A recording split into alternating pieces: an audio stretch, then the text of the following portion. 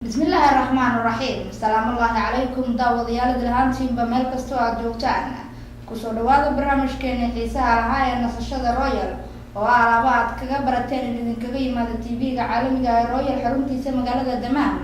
balse isbuucan idinkaga imaan doona xaruntiisa magaalada Jidda waxaan barnaamijkeeda la socodsiin doona Cawil Ismaan Jaamac Cawil Cagaare iyo anigoo bartoon dhaqtara tuugada waxay qaanaan afka luqada u gaara oo dadku day ay fahmeen waxba ka dhacay gabadhii ama qofta dumarka oo qaylinaysa waxay tiri waxay ku qaylisay sidii qof ala calayo kale ama barooranayo kale waxay tiri cad in ciidoole marka kulid waa Soomaaliga hore laakiin sayagaas la garanaya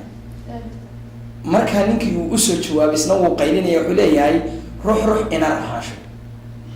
يعني شكل وامحي أو دقنتاي عد إن عدل وحيو دقنتاي يعني سبقي أما أطكعي وفريا السجن محلي هاي وي روح إنا روح عشان دت كبانا قبلي يجو مركا وحلي روح كده نشوف مركا هضو فريا يديك لو كلا بحياة مركا كان قبل مركا تطمع رأي طمع بارو يلعبوا شكل ويز بدأ شرطي gabadhi waxay ku dhiigi way ka baartay geedka wadnaha la saar garaaca bay wadnaha wiilka saartay kolba gabadha markay ku soo dhawaatay wiilkana way isbedela maadaama gabadhu ay tahay gabar aad u farxad dhaqaaqda wadnaha ayaa si bataba waa si batay gabadhu way naxday waxay tiri nafsadaada halis bay ku jirtaa maxaa way garaaca wadnaha ka saad waaye markaas wani la haleelay